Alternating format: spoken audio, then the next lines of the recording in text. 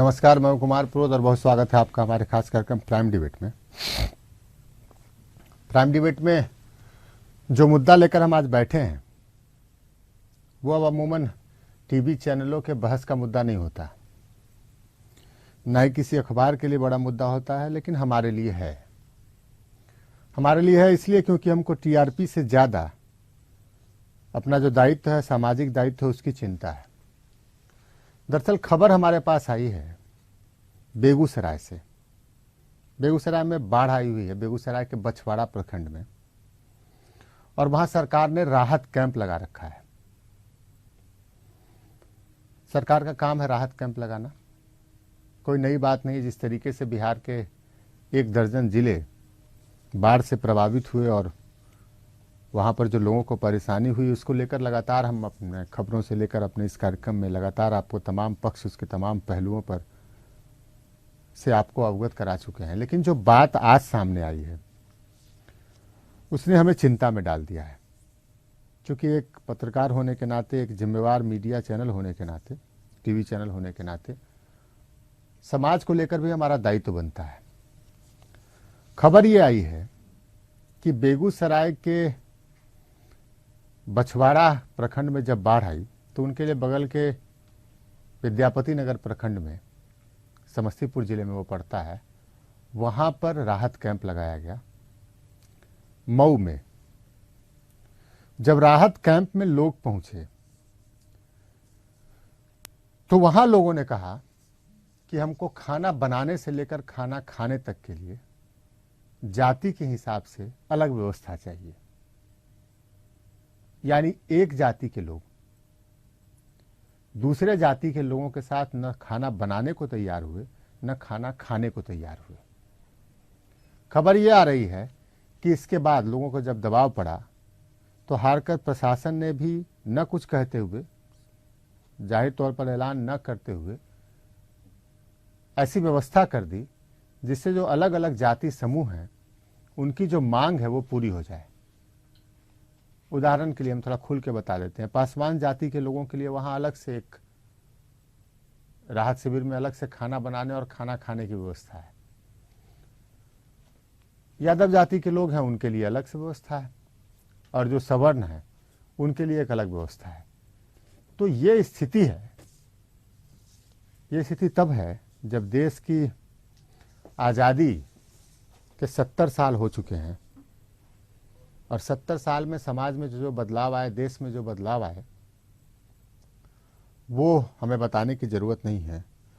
और ये वो दौर है जब हमने ये मान लिया था लगभग कि गरीबों की जाति जो है वो अब नहीं देखी जानी चाहिए। ये माना जाने लगा था, सब लोगों ने नहीं माना, लेकिन बहुत लोग ये मानने लगे थे कि गरीबों की जाति नहीं देखी जानी चाहिए। और ख़ासकर आफत के मौके पर, जब आफत आ जाए, तो ये कहावत है कि जब आफत आ जाए, तो जब बाढ़ आ जाए तो बाढ़ में सांप और नेवला, बाघ और बकरी दोनों एक नाव पे सवार हो जाते हैं। लेकिन आफत की इस घड़ी में भी राहत के लिए जाति की व्यवस्था, छुआछूत वाली राहत, ये हैरान कर देने वाली बात है। सामान्यतः ये टेलीविज़न डिस्कशंस का ये हिस्सा नहीं हो सकता, ये विषय नहीं हो सकता, लेकिन हमारा भी विषय है, लिहाजा हम इस मसले पर चर्चा करने के लिए बैठे हैं। खबर हमारे पास तुरंत आई है अभी, लिहाजा हम बयान नहीं सुनवा सकते, लेकिन तस्वीरें हम वहाँ की आपको दिखा रहे हैं, किस तरीके से लोग जो है वहाँ पर, और जाति जो पहले से बंधा हुआ एक जाति का जो ढांचा है, जो सवर्ण जाति के लोग हैं वो पिछड़ी जाति के साथ नहीं बैठे हैं, पिछड़ी जाति के लोग हैं वो दलितों के साथ नहीं खा रहे हैं। बड़ी अजीब व्यवस्था है। हमारे पास बोलने के लिए शब्द नहीं है। हम तो यही पूछना चाहते हैं, क्या जाति आखिरी सच है आज भी? और अगर है तो इसके लिए जिम्मेवार कौन है? क्या केवल वही लोग जो लोग जाति के तहत अलग चूल्हा और अलग व्यवस्था करने की मांग कर रहे हैं, या फिर वो जिनके हाथों में 70 सालों तक देश की कमान रही है? ऐसे तमाम पहलुओं पर हम आज चर्चा करेंगे कि आखिर ये छुआछूत वाली राहत क्या मैसेज दे रही है।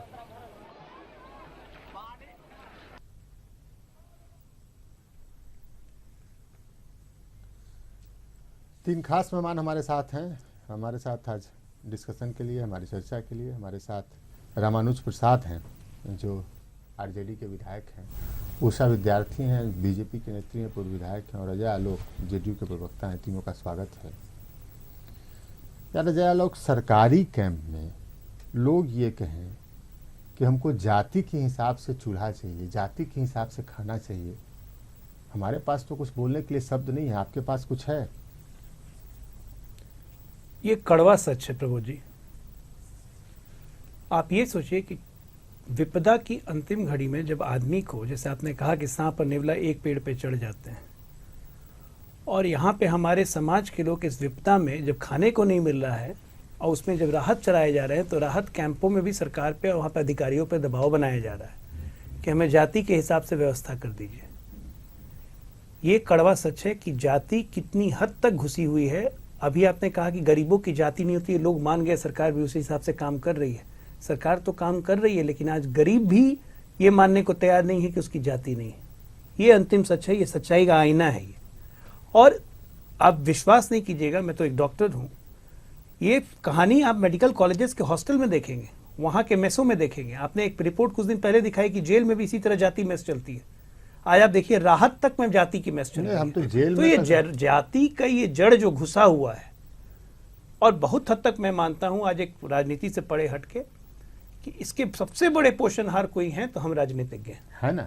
यही हम बिल्कुल हम हैं। यही रामानुज प्रसाद से हम पूछना चाहते हैं कि यार आप तो जाति तोड़ने, आप लोग जिस परंपरा के पॉलिटिशियन हैं, जिनको आप अपना पुरखा मानते हैं, जिनके राह पर चलने का दावा करते हैं, डॉक्टर लोहिया और दूसरे जो महान नेता हुए, यार वो तो जाति तोड़ने निकले थे। और 70 साल बाद ये स्थिति ये है, आज़ादी के 70 साल बाद, कि राहत कैंप में, आपके घर में नहीं, घर में जो है सो है, राहत कैंप में ये कहा जा रहा है कि जाति के आधार पर चूल्हा बनाया जाए, जाति के आधार पर खाना बनाया जाए और जाति के आधार पर खाना परोसा जाए। रामानुज प्रसाद, देखिए प्रबोध जी, ये विदित सत्य है कि, और आपने भी कोट किया कि हमारे लोग, हमारी पार्टी, हम जिस आइडियोलॉजी के एडवोकेसी करते हैं, एडवोकेसी करने यहाँ बैठे हैं, तो निश्चित तौर पे यही जो जकरन है जाति के, धर्म की, राजनीति का, हम लोग तोड़ने के लिए प्रतिबद्ध हैं।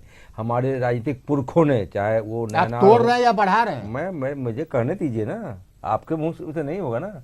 जो हमारे राजनीतिक पुरखे हैं, चाहे नैनार हो, पेरियार हो, ज्योतिबा फूले हो, अम्बेडकर, लोहिया, नहीं नारा नहीं, आज हमारे नेता लालू प्रसाद जी, लोग खराब कहते हैं उनको, इसीलिए लोग बदनाम करते हैं, लेकिन जाति तोड़ने की हमारी लड़ाई है। जो मनुवादी व्यवस्था है, जो पैदा होने से किसी को बड़ा, पैदा होने से किसी को छोटा बनाता है, इसीलिए अगर ये कॉन्सेप्ट जो है, जो सोशल कॉन्सेप्ट है, ये जो इसको आप सत्य मान रहे हैं, ये सत्य टूटा है। जब देहों में झाड़ू बांधे जाते थे, जब जो है वो घड़े फोड़े जाते थे, वहां से हमारी लड़ाई का देन है, हमारी पुरखों की लड़ाई का देन है। आप ये 90 के बाद का बिहार और 90 के पहले का भी नहीं, आप देखिए इस देश में ही ये लड़ाई जारी है। लेकिन हम ये नहीं कहते कि 70,000 वर्ष का ये जो कोड है वो 70 साल में, लेकिन बीच बीच में वो बैठे हैं जो इसमें आकर के फिर मनुवाद का फूट डालते रहते हैं। जो आज, अरे आज जो बैठी पार्टी क्या कर रही है, केंद्र में बैठी हुई पार्टी क्या कर रही है, वो सांस्कृतिक राष्ट्रवाद के नाम पर, भारतीयता के नाम पर जाति फैलाते हैं। ज्योति आदित्यनाथ क्या बोलते रहते हैं, वो तबला क्या बोलती रहती है। आज भी धर्म और जाति की राजनीति ये करते हैं। और मैं दावे के साथ कह सकता हूँ ये सामाजिक बुराई है, इसी के खिलाफ हमारे जंग, हमारी पार्टी की जंग है, हमारे नेता का जंग है, हमारे राजनीतिक पुरखों का। तेज आवाज से बोलने से सच छिप नहीं जाता है। तेज और अगर मुद्दा ही ऐसा है, नहीं, अगर समझते नहीं, ये हम लोग इसी के खिलाफ लड़ रहे हैं, इसी के खिलाफ आप लड़ रहे हैं। मेरी बात तो सुन लीजिए रामानुज जी। हाँ बोलिए। दशक में आप नहीं, उषा जी, अरे उषा जी, 90 के बाद का बिहार। रामानुज जी, आपके अगर जोर से बोलने से, अगर जोर से बोलने से नहीं, अगर सुनिए मेरी बात सुन लीजिए, बोलिए। अगर जो राहत कैंप में जाति के आधार पर चूल्हा चौकी बना हुआ है वो खत्म हो जाए तो कोई बात नहीं, हम आपको जोर से बोलने देते और हम भी चुपचाप बैठकर सुनते। और आप ये मानिए या न मानिए, हमारी पार्टी सरकार से नहीं, सरकार से नहीं, अरे आपकी पार्टी क्या, तमाम पार्टियां इसी काम में लगी हैं। उषा विद्यार्थी जी को सुन लीजिए, लगी है, वोटिंग बिहेवियर उस पर है। लीजिए, चाहे किसी विषय का बात हो, आर्थिक बात हो, सामाजिक बात हो, सीधे रामानुज जी केंद्र पे चले जाते हैं। केंद्र पर नहीं, मामला मैं है, पार्टी पर जा रहे हैं। राज्य में जिस केंद्र में बहुत पार्टियां बैठी हैं। अरे आप उनकी बात तो सुन लीजिए ना, फिर आप बोलिएगा। अजय जी के बात से बिल्कुल सहमत हूँ कि ये सामाजिक कुरीतियां जिसको हमको दूर करना चाहिए था, लेकिन ये पॉलिटिकल पार्टी के कारण और गहराता आपने गया। जाति और जाति में जब चुनाव के दौरान या चुनाव के पूर्व बाद में इतनी गहराई से हम लोग उसको अलग अलग विभक्त करते हैं, रामानुज जी स्वीकार करना चाहिए जो गलतियां हैं उसको। तो ये अभी तक हम लोग दूर नहीं कर पाए हैं। या राममनोहर लोहिया जी की बात हो, जयप्रकाश जी की बात हो, जिन्होंने कोशिश की कि हम जात पात को मिटा दें, और कुछ हद तक हम लोगों ने अरे कोशिश किन पर दोहन नहीं, हम रामानुज जी, अरे उषा जी हम इनको बता दें, थोड़ा हम सामाजिक समीकरण इनको समझा दें। हम पॉलिटिकल बात तो करने यहाँ बैठे नहीं है, लेकिन रामानुज जी बार बार पॉलिटिक्स की ओर ले जा रहे हैं। हम आपको बता दें, आप मेरी बात तो सुन लीजिए ना, मेरी बात सुन लीजिए ना। हम आपको बता दें, जिस सामाजिक क्रांति की आप बात करें ना, आप ये कहने की कोशिश कर रहे हैं कि समाज के एक जो सवर्णों का तबका उसको छोड़ के बाकी सभी तबकों में जो भेदभाव है वो समाप्त हो चुका है। तो नहीं, मैं नहीं मानता। अरे हम है, लेकिन वो बनाया हुआ है मनोवादियों का। बात सुन लीजिए, अरे हायरार्की सिस्टम है। मेरी बात सुन तो लीजिए ना, मेरी बात सुन लीजिए ना। हमारा डॉक्टर जयला, अरे आपके बाद जो पिछड़े हैं ना वो दलितों के साथ खाना खाने को तैयार। हाँ बिल्कुल, मैं मानता हूँ। आप बुराई है, क्योंकि उनके आगे वाला उनसे घृणा करते हैं, वो अपने नीचे वाले से करते हैं। डॉक्टर अजालो के खिलाफ लड़ाई है। डॉक्टर अजालो कहना चाह रहे थे, मनुवादियों की परिभाषा तो बदल गई है, ये आप भी मानेंगे प्रबोध जी, हम तो और सबको मानेंगे। मनुवादी जो मनुवाद की परिभाषा जो आज से 100 साल पहले थी, आज के संदर्भ में वो परिभाषा बदल गई है। आज जिसके हाथ में सत्ता है, जो पावरफुल है, वो कहीं ना कहीं मनुवादी हो जाता है, चाहे वो पिछड़ा हो, चाहे दलित हो, चाहे कुछ हो। कांशीराम जी ने बहुजन समाज पार्टी बनाया, पहला नारा दिया जाति छोड़ो समाज जोड़ो। आज नतीजा क्या है? बहुजन समाज पार्टी सिकुड़ के एक जाति में कॉन्सेंट्रेटेड रह गई है। लालू प्रसाद जी को सब लोग कहते हैं कि यादवों के नेता हैं, जाति का उनसे प्रतिबिंब लगाते हैं, लेकिन क्या लालू जी आने के पहले के नेता नहीं, मैं एक बात, अरे मेरी बात तो सुनिए। लेकिन ऐसा नहीं है कि यादवों का उद्धार या यादवों का राजनीति में उद्धार लालू जी के आने के पहले नहीं हुआ था। अगर बिहार की कोई, मैं वही बात कह रहा हूँ कि बिहार की कोई डोमिनेंट पॉलिटिकल कास्ट कोई रही है तो वो यादव रहे। तो इसको जाति से जोड़ना, नेताओं से जोड़ना ठीक नहीं है। हम आपको मैं कह रहा हूं कि हर नेता इसका पोषक बने। सवाल है, ये सामाजिक बुराई है, और इसीलिए इन्होंने सवाल खड़ा किया। अरे आपकी पार्टी क्या रामानुज जी, हमारी पार्टी तोड़ रही है। मेरी बात सुनिए ना, देखिए सबसे बड़ी त्रासदी जो है वो क्या है, विडंबना क्या है, सबसे बड़ी दुखद बात क्या है कि उल्टी गंगा बह रही है। अगर पटना के होटल मौर्या में कोई पार्टी हो तो वहां पर जो पार्टी में सम्मिलित लोग होते हैं उसमें से कोई एक दूसरे को नहीं देखता है कि ये किस जाति के लोग हैं। बिल्कुल सही बात। कोई नहीं देखता है कि हमारे साथ, हमारे टेबल पर हमारे साथ बैठा हुआ आदमी किस जाति का है। बिल्कुल सत्य दलित फरमाया है, और दलित है, वह मुसलमान है, वह पिछड़ा है। गुर्बत है, शिक्षा वही ज्यादा है। आज की तारीख की स्थिति यह है कि जो सबसे गरीब है, जिनको अगर बाढ़ आ गई तो भाग के जिनको बचानी पड़ी, जान सरकारी राहत कैंप में जाना पड़ा, वो देख रहे हैं कि हम किस जाति के और हमारे साथ वाला व्यक्ति किस जाति का है। कहाँ ले जा रहे हैं समाज को? भाई प्रबोध जी, यही तो बुराई है कि इसीलिए वो गरीब है, इसीलिए अशिक्षित है। इसी बुराई के खिलाफ जंग है कि वो लाखों का से शोषित था। ये सच नहीं है रामानुज जी, ये रामानुज जी, ये सिस्टम पर पकड़ नहीं है, सिस्टम में पार्टिसिपेशन नहीं है, सिस्टम में पार्टिसिपेशन नहीं है, इसलिए वो अपना हक नहीं ले पाता। सच नहीं है कि जो गरीब हैं, जो पढ़े लिखे नहीं हैं, उनको सबसे ज्यादा बरगलाया गया है तमाम पॉलिटिकल पार्टी के द्वारा। उनके भीतर जाति का बीज सबसे ज्यादा बोया गया है। उनके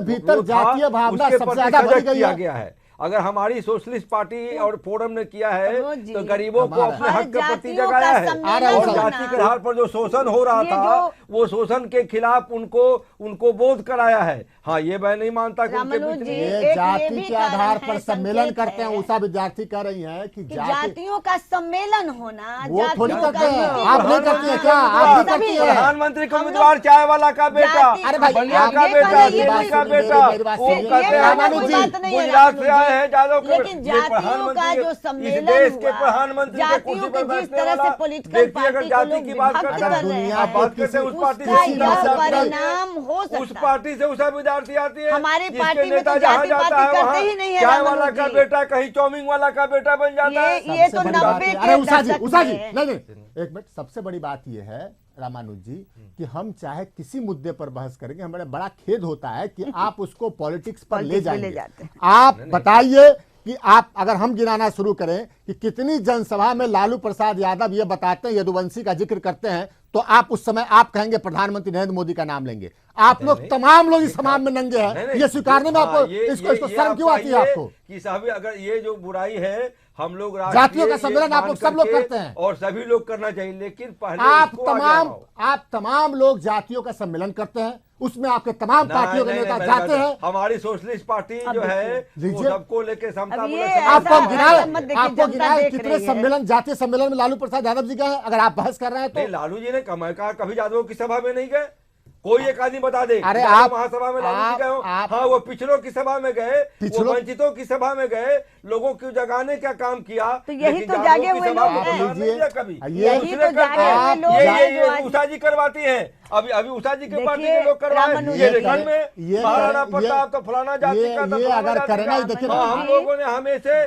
वंचित तबकों को इकट्ठा करने का काम किया। वंचित आपका सवाल ये है, लेकिन आप प्रोफेसर रामानुज जी, आप प्रोफेसर रामानुज जी, अरे रामानुज जी आप प्रोफेसर किसके सामने बोल रहे हैं? जनता के सामने बोल रहे हैं। जनता सुन रही है, जो जनता देख रही है कि आप कितने जातीय सम्मेलन में जाते हैं। जो कौन जनता? सभी जनता जिसकी लड़ाई हम लड़ते हैं वो भी डॉक्टर जालो महरूम रहती है, डॉक्टर जालो वंचित है, बाढ़ में मर रही है। अरे आप सुनिए मेरी बात सुनिए डॉक्टर जालो। जाति का सच प्रभु जी यही है कि कांशीराम जी, जिनको हम भी चाहते हैं कि उनको भारत रत्न मिले, उन्होंने अपनी किताब में लिखा हुआ है कि जे जाते दल नहीं ते जाते बल नहीं। उनकी किताब का ये भाषण है कि जे जाते दल नहीं ते जाते बल नहीं। उसके बाद एक और उन्होंने लिखा कि जे जाते राजा नहीं ते जाते ताजा नहीं। तो कहीं ना कहीं से, आज से नहीं, आज़ादी के पहले से, आज से नहीं, मैं आज़ादी के पहले ले जा रहा हूँ, 200 वर्षों से समाज के जितने चाहे साहित्यकार हों, चाहे राजनीतिज्ञ हों, चाहे आपके सोशियोलॉजिस्ट हो, इकोनॉमिस्ट हो, सब कोई इस जाति प्रथा को समाप्त करने की पहल ऑनेस्टली किसी ने नहीं की। ये मानना पड़ेगा। ना पॉलिटिशियंस को तो फायदा है ना, चाहे किसी दल को फायदा है, क्यों नहीं फायदा होगा? सच्चाई है, स्वीकारिए। जो झूठ बोल रहा है वो हिपोक्रेट है। फायदा है, क्या बात है? रामानुज जी तो बोल रहे हैं कि हमने तोड़ा। एकमात्र आदमी है रामानुज प्रसाद जी जो बोल। प्रभु जी मैं भी मानता हूँ कि जाति तंत्र और पार्टी तंत्र आज भी सही आपने बढ़ाया, आप पॉलिटिशियंस ने बढ़ाया। बोलिए, जनता बढ़ाना चाहती है, पॉलिटिशियन इसके पोषक बन जाते हैं। पोषक बन जाते हैं। जनता बढ़ाना चाहती है। अरे आप पॉलिटिशियन से बढ़ाया, सभी जनता बढ़ाना चाहती है। जनता तय कर ले भाई, हम पॉलिटिशियन वही काम करेगा। रामानुज जी एक मिनट, जन पॉलिटिशियन वही काम करेगा जो जनता चाहेगी। जनता चाहती है, पॉलिटिशियन करते हैं, पॉलिटिशियन पोषक बन जाते हैं। पढ़ा गए कि जनता आप सच को स्वीकारिए। अरे बात सुनिए उनकी। रामानुज जी, ये सामाजिक कुरीति पार्टी पॉलिटिकल पार्टी में मत लीजिए इसको। पॉलिटिकल पार्टी के लोग बढ़ाते हैं, इसकी कमी कैसे हो समाज में? अच्छा, समाज में कैसे प्रमोद जी ये बात तो सुनिए रामानुज जी। समाज में जाति पाति का विभेद कैसे खत्म हो? हमारे जैसे काशीराम राणा जी करें, लोहिया जी, जयप्रकाश, सभी ने ये पॉलिटिक्स करेंगे, सामाजिक सुधार, ये बात सुनने को तैयार नहीं है। हम कह रहे हैं, हम दर्जनों उदाहरण दे सकते हैं, हमको याद है। जब तक हम सब लोग मिल करके इस जात पात के बारे में नहीं चिंतन करेंगे तो जो स्थिति प्रबोध जी अभी दिखा रहे हैं कि इस कैंप में खाना खाने के लिए इस दुख तकलीफ में भी एक साथ नहीं है। हम तो यहाँ पर तो इस दुख तकलीफ में भी एक साथ नहीं है, तो बड़ा दुख और कष्ट का बात है कि अभी 70 साल आजादी के बाद भी हम अभी तक इस कुरीतियों को ठीक नहीं कर सके। ये हम सबकी जिम्मेदारी है और सबको स्वीकारना चाहिए। और दुख के साथ ये कहना है कि लोहिया जी ने नारा दिया था कि जनेऊ तोड़ना है, इसका क्या मतलब था उस वक्त? था कि जनेऊ ब्राह्मणवाद इतना हावी था तो जनेऊ तोड़ना है, लेकिन कहीं ना कहीं ये भी जातिवाद को, अब कोरिलेटिव में देखें तो जातिवाद को ये भी बढ़ावा देता था। ये जड़ों में घुसा हुआ है, और जब तक जनता नहीं खत्म करेगी, जनता ही अकेले को राजनीति खत्म में नहीं करना कर पड़ेगा। फाइनली ये लोग लीडर्स हैं, समाज का नेतृत्व करने जनता की रामानुज जिम्मेवारी जी ऐसे इनके नहीं पास होगा है। ये केवल बोल दोष रहे हैं दे देने जनता से कि सुधर केंद्र में जाएगी, हम लोग नरेंद्र अपने मोदी आप जी कर सुधर रहे जाएंगे। हैं। ये हम भाई सबको, आप ही लोग सुधर जाइए, हम ही लोग सुधर जाए, ये लोग अरे जो करना है करेंगे। अब हम अनुज जी भले कहते हो, लेकिन समाज सुधार में अरे काम हम ही करने लोग की सुधर जरूरत है, जाए। एवार करने की शुक्रिया जरूरत है, आपका नहीं, और अभी जो पहले अरे से इस पर कुंडली बहस मार के करने की बैठे हैं, जरूरत, उनको छोड़ने की जरूरत आप है। शुक्रिया जो सिस्टम पर कुंडली शुक्रिया मारे हुए शुक्रिया हैं, तीनों मेहमानों का जो हमारे पढ़े कार्यक्रम पढ़े में आने के सिस्टम लिए। पर चढ़े हैं, तो ये उनको था हमारा उतार प्राइम उतार डिबेट।